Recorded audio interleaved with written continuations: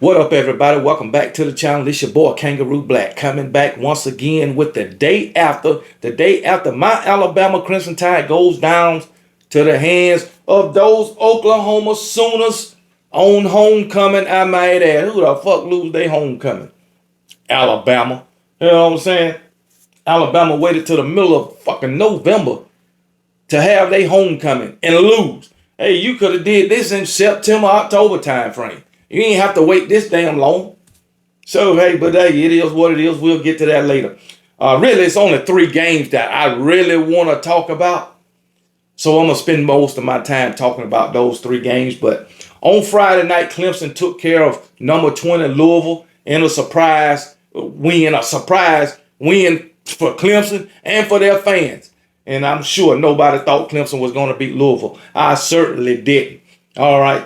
Louisville lose this game simply because they can't kick damn field goals.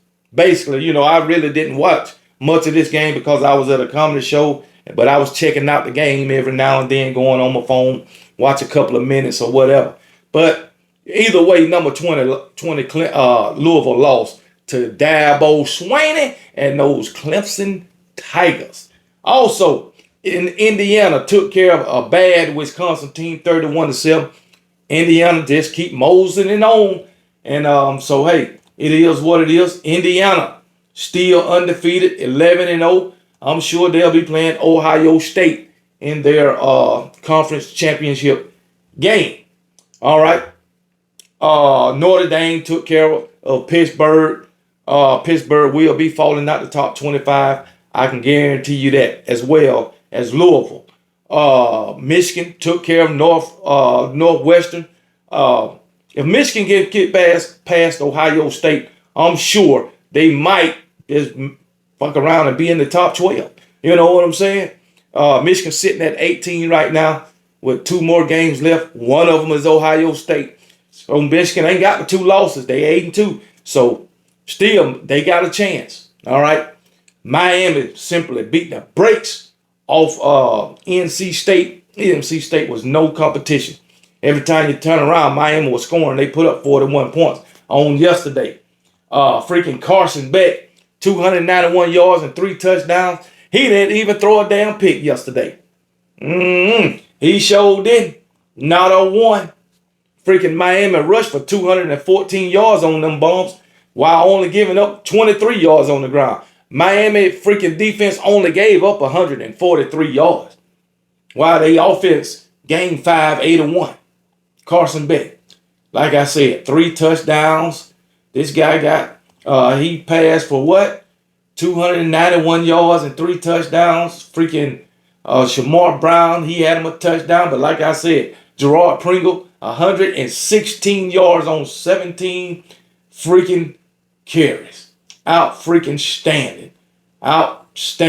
So, hey, it is what it is. Miami get the win over a bad NC State team. They did what they were supposed to do. Virginia, number 19, Virginia beat up on Duke, which we all expected that. USC beat freaking Iowa. Okay, Iowa was ranked number 21. I believe they might be falling out the rankings after this loss. Maybe they might not fall. Maybe they'll fall to 4 spots to number 25. I don't know. But anyway, Tennessee beat the brakes off New Mexico State, which, we all knew that was going to happen. And Ohio State beat the shit out of UCLA. Everybody expected that. Now, one thing about Ohio, Ohio State, Julian Sand, only 184 yards and a touchdown, but that's all they needed out of them. That's all they needed. Freaking Ohio State rolled up 440 yards of offense. Rushed for 222 yards. They didn't need freaking Julian Sand. They really didn't.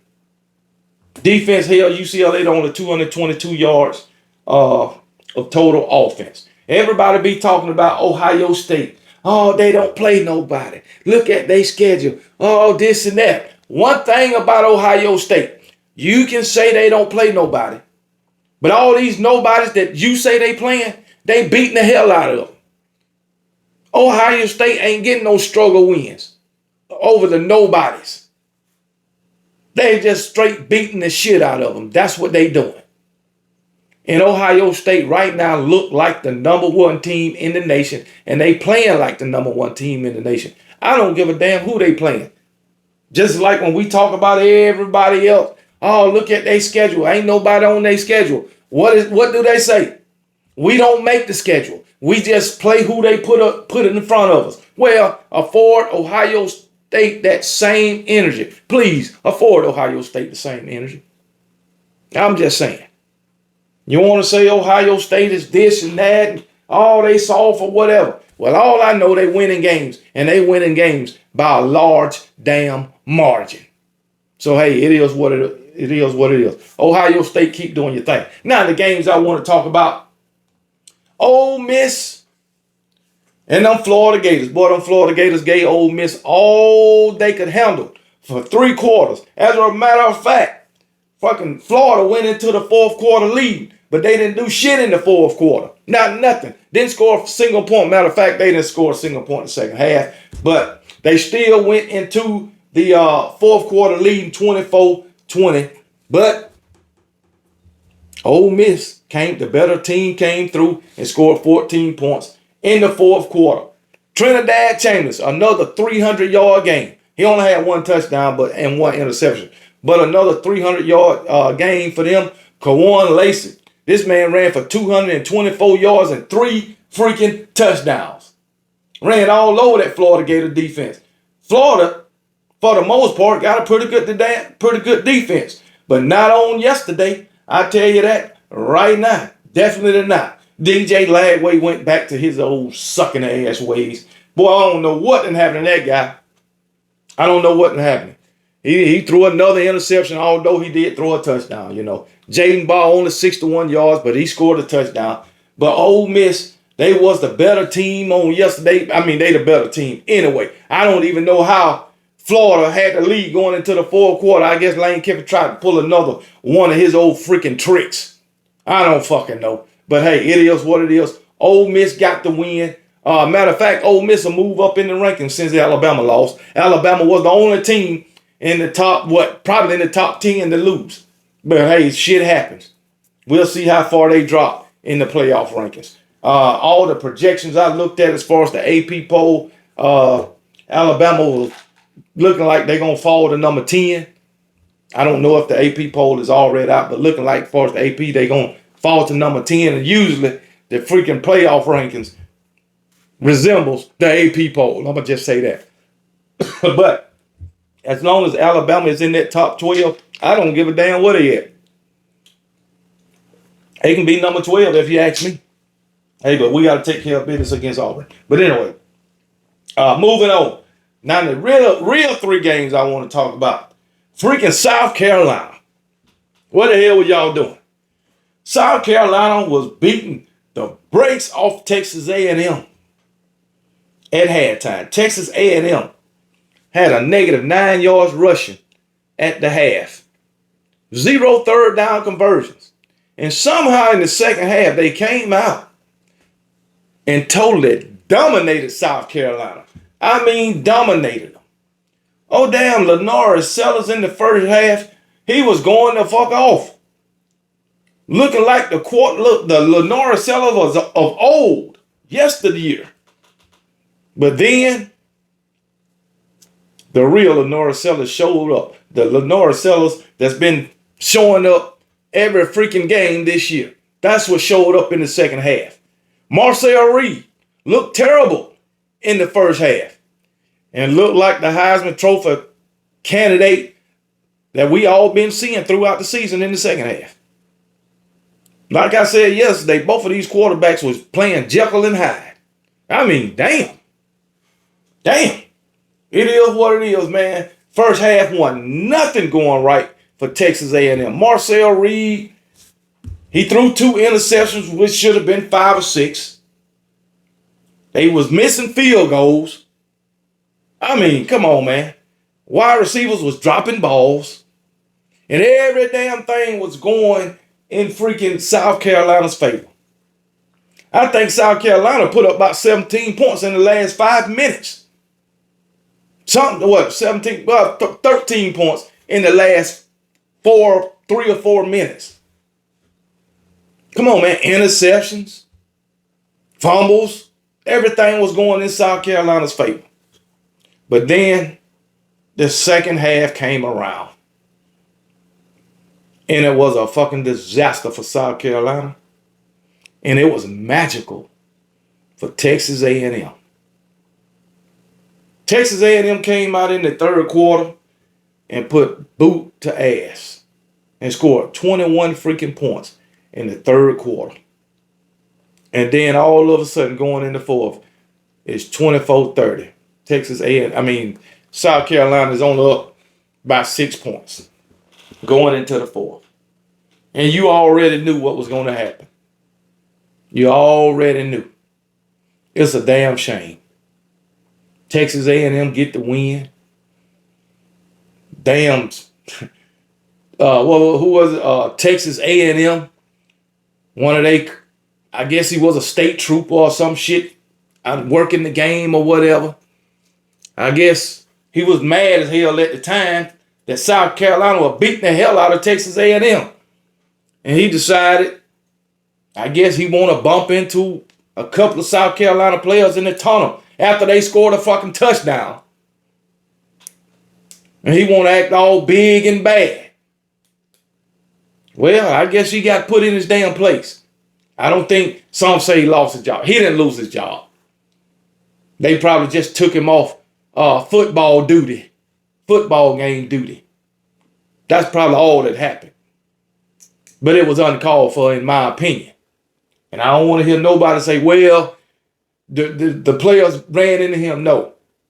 He shoulder checked one of them players and wanted to flex his authority. In my opinion, they should have beat his ass.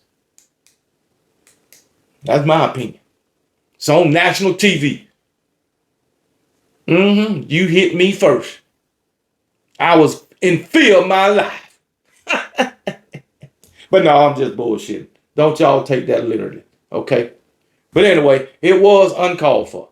Just saying. But hey, Texas A&M got the victory, and I'm surprised Shane Beamer still got his job. After that epic comeback, like I said yesterday, this remind me of the late 80s, early 90s when the Houston Oilers had a 31-0 at halftime, or 31-3, and they wind up losing. I mean, that was crazy. And this was just like that. Just like that. You need your ass whooped, South Carolina and Shane Beamer, for this one. Man, I watched, what's his name? He dropped a clean touchdown pass. KC Conception in the first half. He don't do that.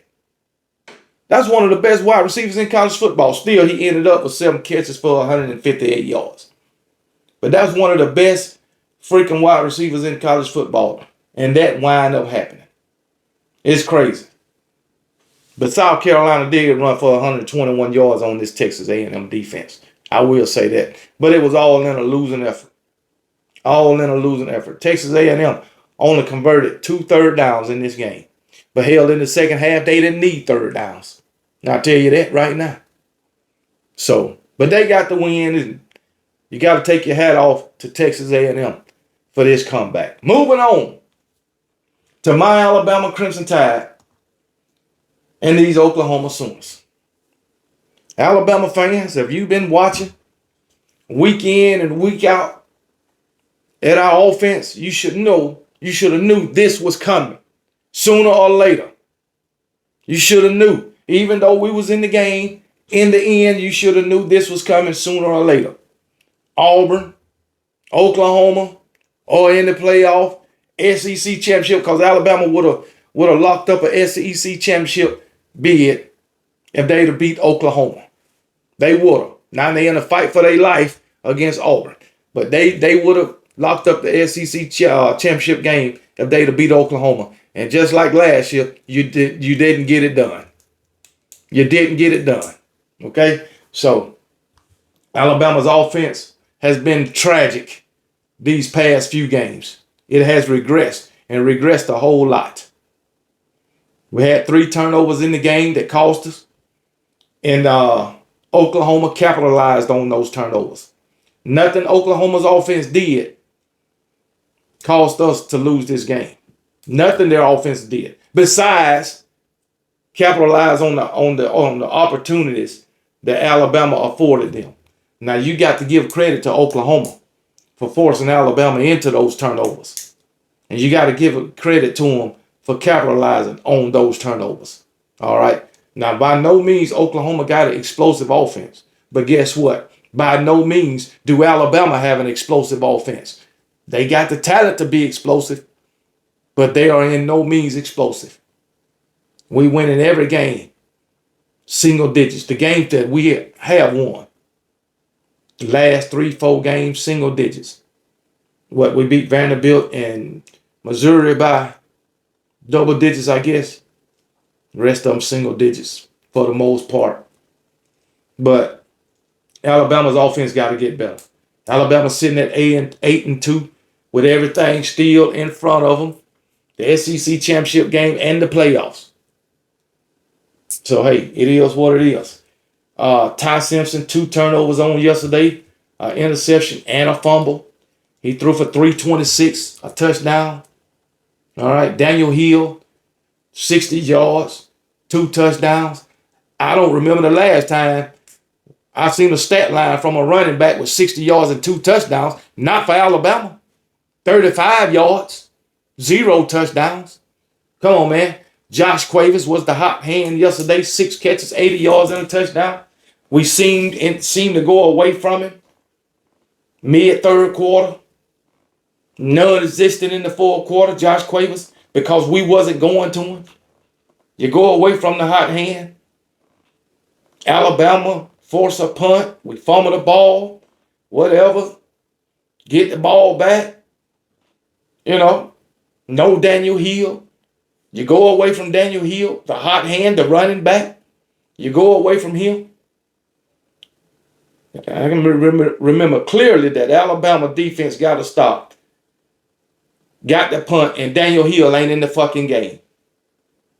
Are you serious? He's the only one that seemed like can get some freaking yards. Come on, man. It's crazy. John Mateer, 138 yards. He wrote passing touchdown. Let me see. Let me make sure. Yeah, he had zero touchdowns passing, but he did run for 1. All right, the only touchdown that was scored for Oklahoma in that game, offensively. The interception that Ty threw, that was a pick 6. Damn shame. Turnovers. That lost us the game. Turnovers and capitalizing on those turnovers caused Oklahoma to win the game.